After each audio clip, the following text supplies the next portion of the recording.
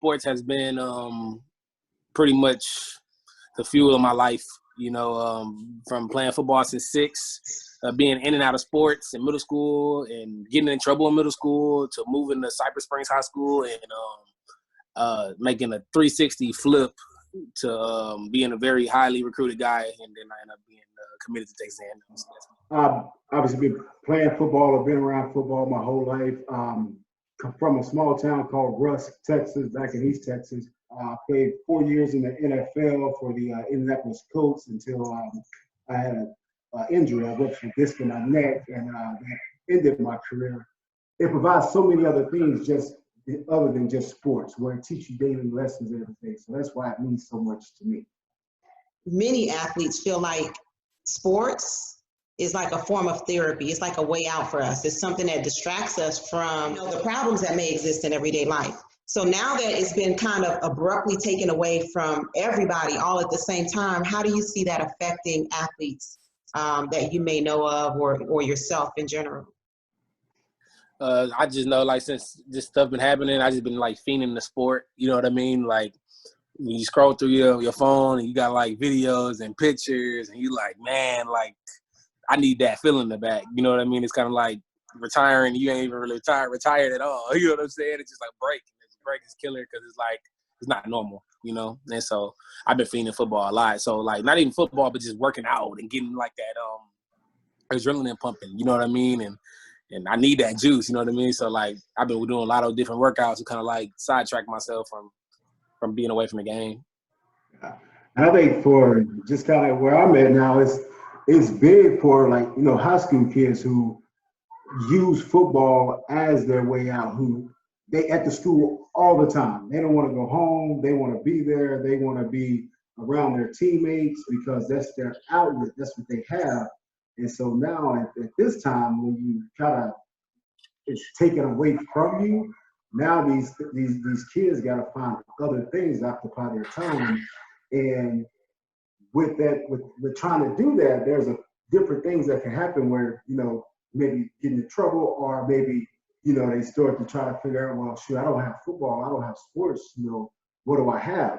And then, they start getting down, they get depressed, and different things happen. And what we're trying to do right now as coaches is, reach out to them, like FaceTime them, Zoom them, and just to let them know you're still thinking about them. Because a lot of times for some of these kids, we might be the only ones that care about them, or that they feel like care about them and will do anything for them. So they just need that contact and that interaction with us, their teammates. So when you were in high school, you went through like some trauma in your life or hardship, and sports kind of helped you escape from the stress of that? Yeah. So yeah, like when I was in high school, I was going into my junior year, and at that time in high school, and a lot of kids probably feel like this now, you feel you're invisible. Everything is your way, everything's going to go your way. And then I lost my dad, and then at that point, it's what do I do now? And sports is kind of the thing that saved me, because now when I get down, I get depressed. You use that as motivation. Okay, if he was here, what would he want me to do? And then you just, you work harder. And then you get to a point where not only do you want to be successful for yourself, but you want to be successful for him and what he believed that you could do. So, I was able to use that, as a motivation, as an outlet to, kind of get me past the point of being, depressed and all those things, and use that as fuel to help me. So that's the thing that kind of, use sports to help you whenever you're dealing with things like that. That's tough. When I was going through a lot of stuff in high school, I'd never forget this one. Like it's actually like big to me because my cousin had passed away. He moved from Louisiana. Him, his sisters, his mother, they all moved from Louisiana to my mom's house, and she took him in. And like, remind you, the house was only two bedrooms in the house, and so I think it's very interesting. He passed away, and I remember coming home from a game. I think we played like soccer or something like that, but he passed away, and we lost that game. So I was already upset, And I go on my phone, I'm scrolling through Instagram, and I see his rest in peace Keith and all that, and I'm like, wait, this is blowing my mind. It's way too much. You know what I mean? So I didn't think anything of it. Honestly, it was just worried. I was like, no way, they're talking about their brother, you know?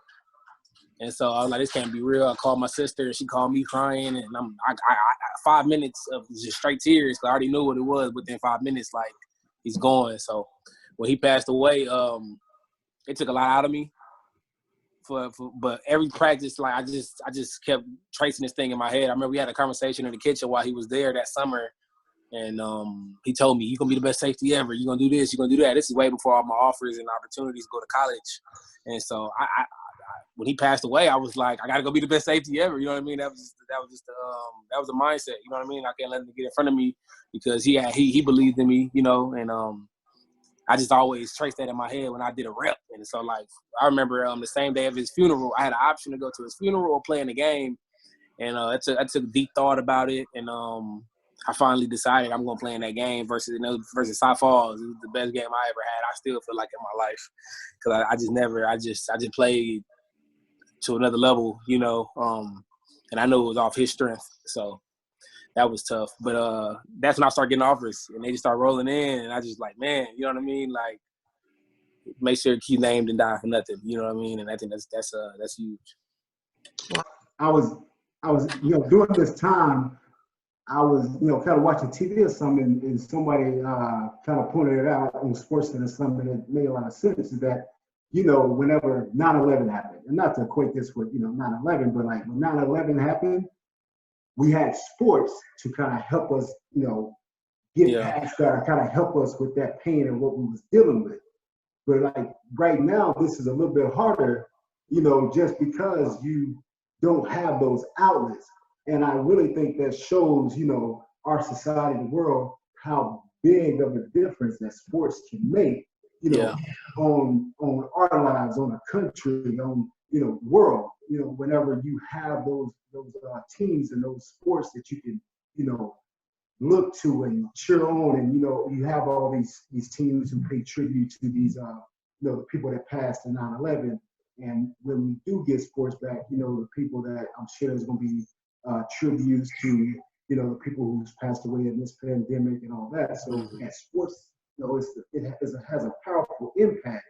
Whenever people take tragedy like 9/11, use sports to allow people to kind of heal from that. Yeah, in our country, sports is almost like a second religion. If you think about it, some people will not go to church on Sunday to make sure they get to see their favorite team play. Or you hear pastor in church and he's like, "Okay, I'm gonna get you out of here in time for the game." You know, they know that sports is like central for us in America.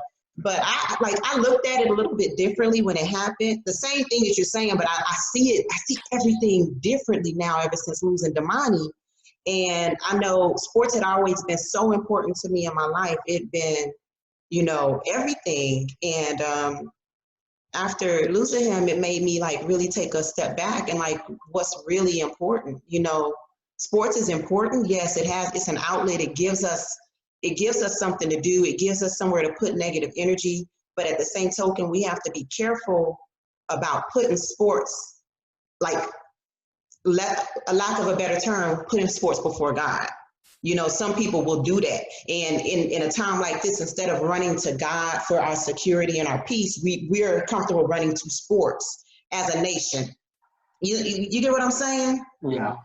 Yeah. So we just got to make sure that we're looking at, like, I think this period is making us take a step back and really look at, okay, family.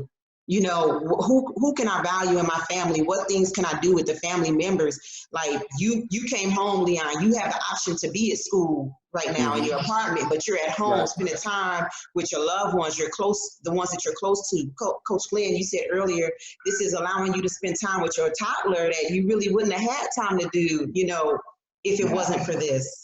Exactly. I think that's one of the big things that is coming from this is, you know, that time that you're getting to spend with your family. Because I know, like, here in my neighborhood, you know, I never really saw as many people out walking on their bikes. Man, it's like the whole neighborhood is out with their families. They all on bikes, and they're walking their dogs, and walking their kids. And this is time that you would have never had if, you know, this pandemic hadn't happened. Yeah, find the bright spots. Find the bright spots in like this crisis, and I think that's what I've been trying to do the most. You know, like making phone calls, reaching out to people I could reach out. I couldn't usually reach out to. You know how it go, man. Being in college, and you don't be at the house at all. You know what I mean? It's very rare. So me being here, it's just like a sigh of fresh air. It's kind of like me going to my season and feeling really really healthy because I'm not having a spring. You know, stuff like that. I just cherish, and then like as Coach Gibson said, like putting God in front of all this because he counsels sports. You know what I mean? You know, he counsels sports. He did all this because he wanted everybody to get closer and pay more attention. You know what I mean? And maybe being alone and going through a little bit of a struggle will push people to that limit. You know what I mean? And make them reach to God more. There's a lot of people who need him. So we all need him. But you know, I think that's huge. You know how it is. Something happened, you get injured, and you know you out for a little bit of time. You miss it so much, but when you get back into it, it's same business as usual. How do we make? I think this help you appreciate all the things that we have available in this country and in this world way more. You know, a lot of people miss going out just to go out and just have fun, or some people miss just jogging in the park because they got to stay in the house, or you know, just being around friends and having that social partner or whatever, and like that. So I mean, like I think the worst thing for me is like not being able to go play my sport, obviously, because I love it dearly. You know, but there's other stuff I really just can't do. I can't just hang out with my friends and go play the game or just be boys, you know. So a lot of that stuff is out the window just because you got to be safe, you got to be cautious, and that's something you can't take for granted. You start seeing that way more when you're in this type of like situation. So Right. And I think it's kind of showing us that we took a lot of things for granted. You know, taking this time to be around your family that you wouldn't normally get, and you know, cherishing these moments.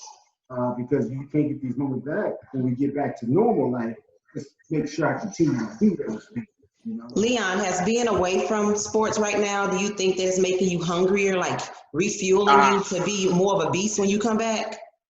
I think this is every athlete too. Like when you're away from the sport so long, and if you're a competitor and you like really love it, like it's just natural. Like you just speak like everything got to be football. Like sometimes I hate thinking about it because it's like, oh my God, it's on my mind all the time.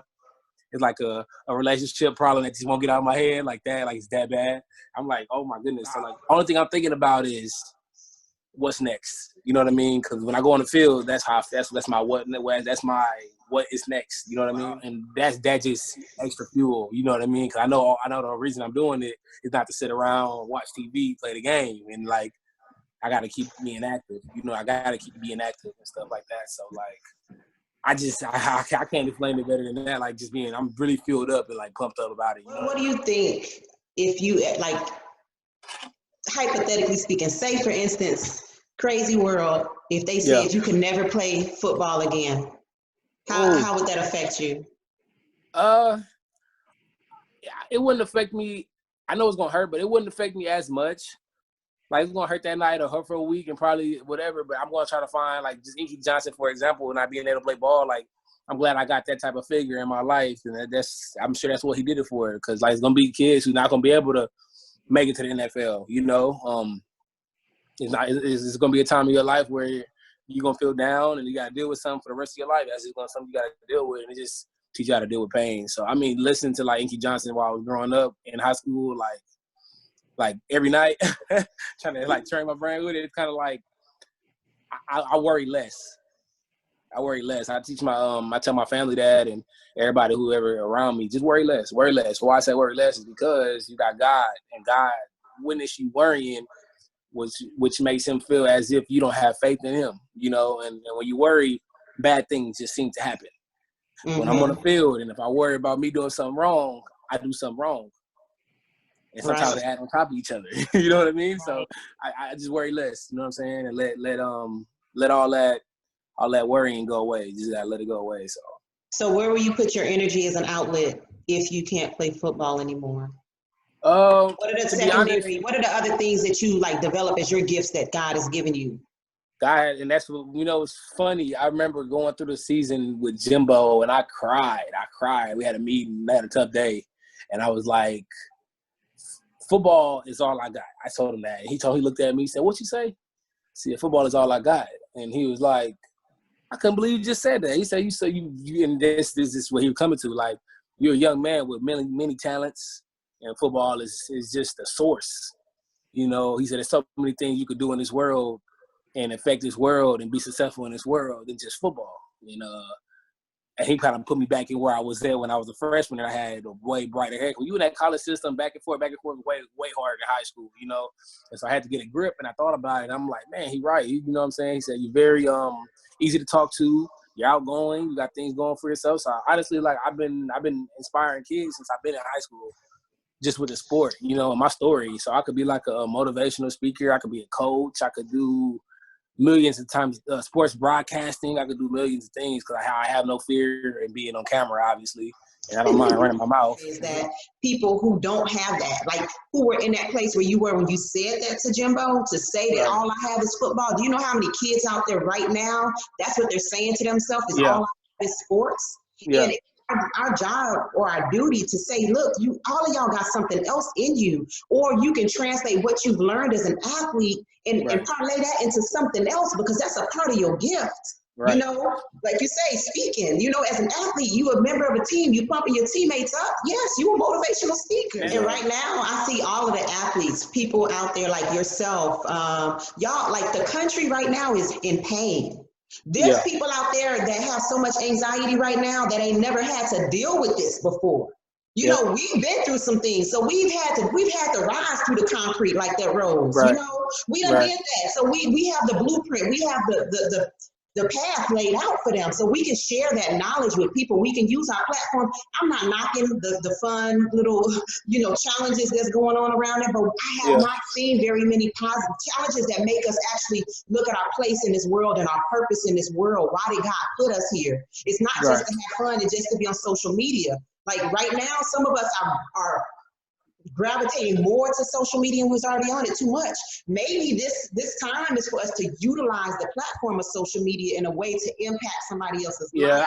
I can say being firsthand, like being a big commodity on social media, being somebody that's a big face on it. I had to frame away from it, you know, because you will lose yourself more and more by caring what others think. Period. You know what I mean? Or looking at somebody else's perception and making your perception off of just seeing it and see how many people around the world agree with it or got enough views or likes on it, so you feel like that's right. I think it put people in like a disarray. I feel like it's just hard. It's just hard to just be on social media time in, time out, and not, because your brain is a sponge. You know what I mean? And it's gonna always be a sponge until you die. Even if when you old and wise, it's gonna be stuff that you're gonna sweep up in that brain. I think a lot of people see it on social media. And some people who do not have the guidance fall off with that. You know what I mean? Just seeing all that stuff on social media and just all of this. It's just too much. I think honestly, like, now that people know, like, it's also lies on social media way more than usual, it makes it easier to be on there and just laugh and get a joke, and it make people happy. But I think more productivity and finding self-strength and finding different things that you're good at. Because this is time to be with family, you say, and then also be alone. And be to yourself, you know, and have that me time you need, and to understand yourself and gain that mental health that you need, you know. And like I said, I was on social media like every day. People know me, like I'll be on social media, I just tweet sometimes, you know, just for what though, you know what I mean? So like I had to get away from that and start using my face on there for a bigger reason, you know what I mean? Like a GoFundMe account just got open for people who are custodians and maintenance people and people who just work around the school who's not being noticed, that's been laid off. It's 1,000 different employees who've just been laid off. And I was like, okay, I got a voice. People like hearing me say something. Well, I'm going to say something very positive and try to get some money raised for these people. Reach Projects GoFundMe account. And right now, I think it's raised almost to 15,000. Before I posted the video, it only had 5,000. Awesome. And I posted the video yesterday. That's huge. And I'm trying to get more teammates to just get involved on it. But I think that's do something productive, you know what I mean? Instead of just sit here and do nothing. So one thing you said that I want to kind of touch on, you said to be alone. That's like take advantage of this time to really reflect on who you are. And that's the time to learn about our purpose. A lot of us haven't really ever had to stop to reflect on what our purpose is and what other gifts we may be able to have or what other ways that we can impact others. So if we take that alone time and put the phone away, put social media away, I'm telling you, it really makes a difference. Like you said, when everything happened with Damani, I went through a phase. I don't even know how long I was off. I was off for like a long time from social media. I didn't post, I didn't care, I didn't do anything. And then every now and again, I'll get on for a period of time and then I'll get off. Like if I feel like I need a break for a week, I'll get off for a week, 2 weeks, just to like go in my cocoon. I consider it my cocoon. You know? Like you need that darkness. You need to feel your feelings and not let it be influenced by what anybody else is saying or doing. Like just be alone with your own thoughts and allow yourself to develop in what it is that God has in store for you. So that's something that's really been real big for me. I see things differently, and people's impact and opinion doesn't really affect me the way that it did before. Because going through something kind of metamorphosis. I mean, you know how like in the Matrix at the end of the movie he started seeing in code, like he could see the code. Exactly. He was moving in slow motion, and I feel like I see in code now. Life. I didn't see life the way it was before. No, I was, whenever y'all was talking about that long time, like that was a big thing with me. Like, so whenever, like he said something about whenever your career ends. So like when my career was done, you know, that was kind of some time that I had to kind of reflect on, you know, really you kind of think about who am I? Because like, so with me, like I from a small town and I was the football guy, and you know, a lot of people like ask my mom, like, hey, your son's the football player, right? Like, that's kind of how people identify you. And so whenever you're not that person anymore, you got to look back and say, well, shoot, who am I? And, you know, luckily I was able to, you know, take some time, you know, kind of think about those things, you know, sit down with, you know, different counselors and psychiatrists and stuff and kind of, you know, help me with those kind of things. And, you know, going back to, you know, having your family and everything there, but you know, still at the same time, it's really tough for, you know, family or some of your friends to really understand what you're going through, if they have been through it, or if they've always seen you as, you know, that football player, that person. So kind of get a different perspective from an unbiased person to kind of help you bring those things out of you, be like, well, you can do this, you can do that. I mean, you've done these things, and you start to think, okay, well, yeah, I can change people's lives by, you know, some of the things that I've been through, some of the things that I've done, some of the things that I'm going to do. So I think that time that I had to kind of reflect on that, who am I now that I don't have sports anymore? You know, luckily I had that time where, you know, when I was done playing and, you know, I was fortunate to play for a while, so I was able to, you know, not have to go right to work or anything, and I had time to, you know, take care of me. You got to take care of you because nobody else is going to take care of you like you're going to take care of you. So, you said something important. You said like everybody saw you as this football player, and what I heard when you said that was everybody saw your strength. Because if you think about it, everybody always tell me, like, even when what I just recently went through, everybody was like, oh, you're so strong, you're so strong. But even if I look strong from the outside, I still have moments of weakness where I need help. And it was really wonderful that you were able to reach out and get help, get counseling, because that's something that in our community, there's a stigma to, and a lot of people hold things in and they never seek out and get counseling. I was just talking to somebody earlier who, you know, they don't talk about what they're going through because their family don't want them to talk about what they're going through, but that's dangerous because then you holding it in and it's festering inside. What gave you the courage to go and talk to a counselor? Yes, because I kind of came from, you know, like my family stuff. It was kind of like taboo to say you needed to talk to somebody and you was feeling a certain type of way. Like, and in sports too, like, you know, you suck it up and you go. And that was just kind of the mentality that, you know, you grew up with. And so, like, I think with me, whenever I was done, the NFL had, you know, kind of a program, like a second career type program. And a lot of people don't take advantage of it, but, you know, I did just because, you know, I was still trying to figure out what I wanted to do. So I took advantage of one of those programs that they had in order to try to get your second career started up. And in doing that, that's kind of how I was convinced to, you know, speak to a counselor because, you know, I grew up with the mindset, you don't talk to people about your problem. You just deal with it, you get over them, and you got to tough about that. So that was the first time that, you know, somebody. Yeah, I've been doing that since 15. Yeah, So exactly. That's like yeah, what you know. And so, but yeah, now, I mean, it's important that, you know, young people are able to, you know, seek out help when help is needed, and, you know, and from somebody that has an unbiased opinion. Like a lot of times, if you know, if I were to go ask my mom or somebody, they gonna tell me what I want to hear. You know, like you might have to go talk to somebody who's not gonna tell you what you want to hear, who's gonna speak the facts and help you get through things that you haven't gone through before.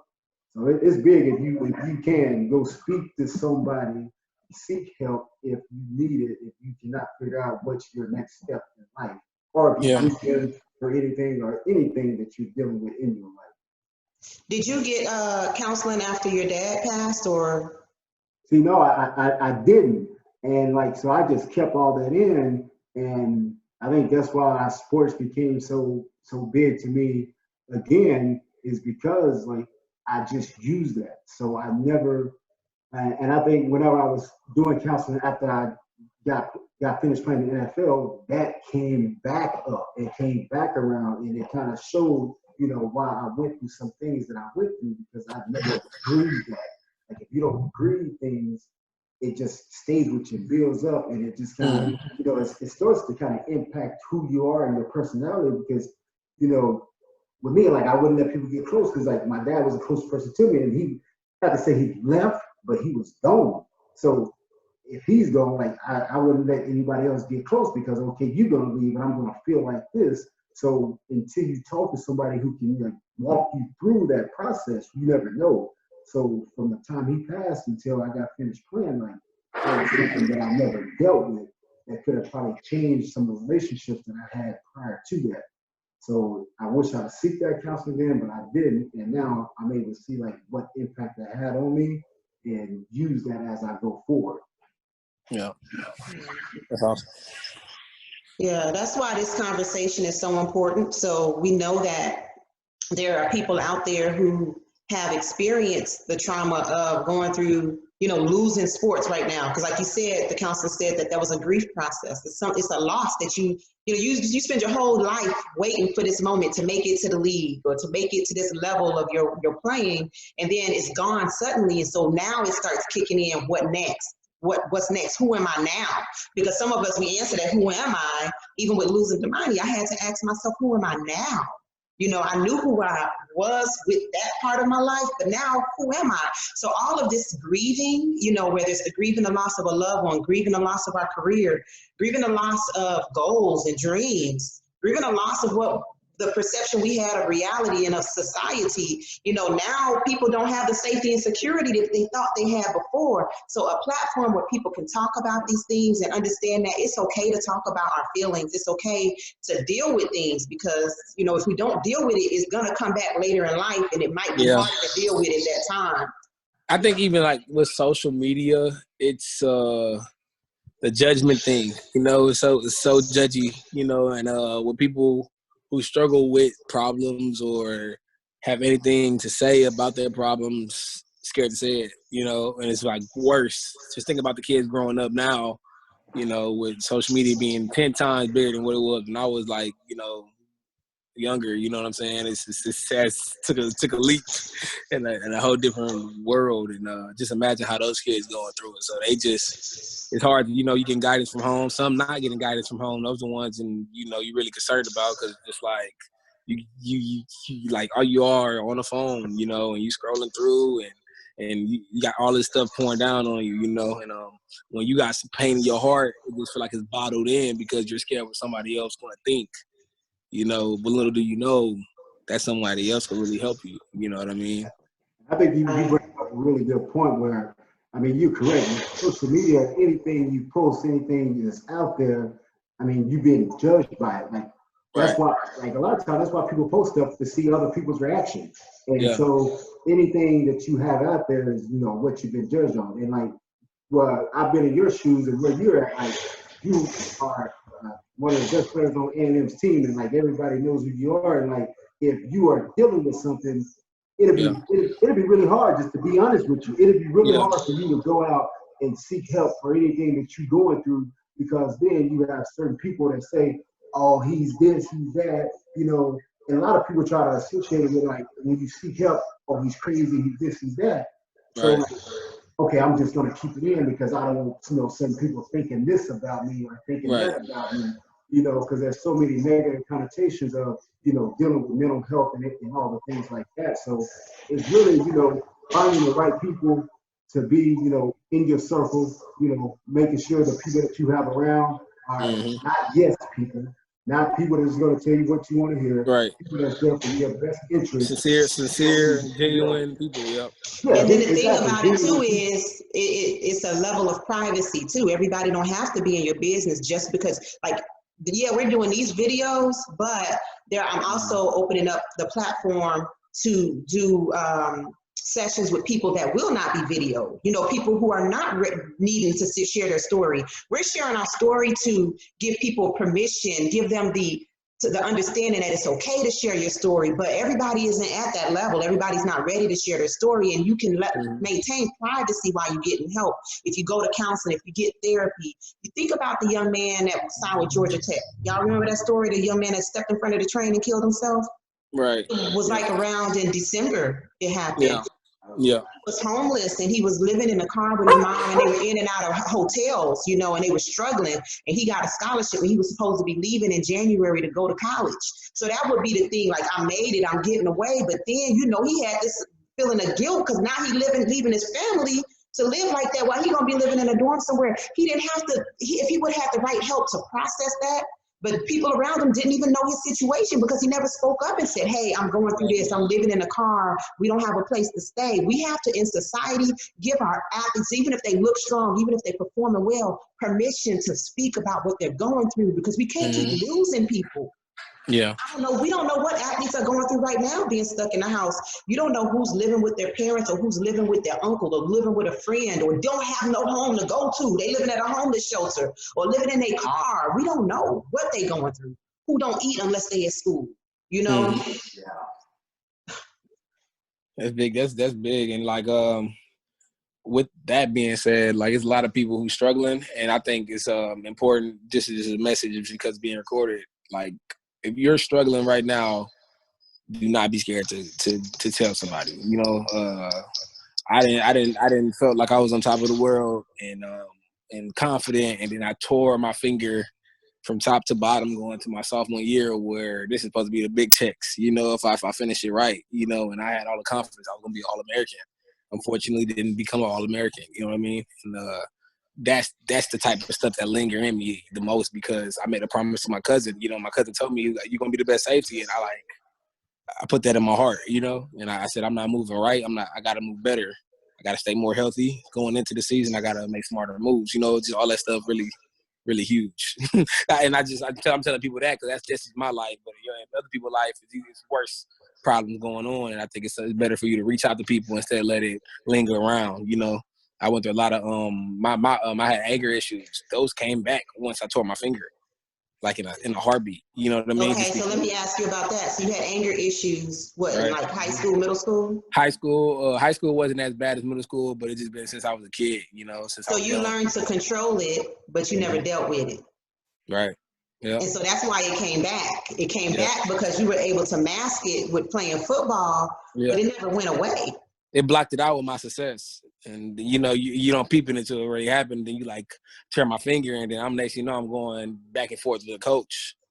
You know, like, you know, that's huge, you know, especially as an athlete. You know, a lot of people ain't going to get away with it. I got great coaches. I sit there and admit it. I got great coaches. You know, they understanding when it's definitely time to be understanding. I mean, sure, we bump heads, but they try to give me the benefit of the doubt and talk to me like a man. And when I'm going through stuff like that, you know, we got to understand the word, got to be more conversations and stuff. So that's what I've been working on lately, and I think I'm doing a great job. And this break is even better to keep it at a minimum. But, like, during the season, it was hard. Like, we were playing Clemson. We had the Georgias, the LSUs, the Alabama. We only got, like, 3 seniors.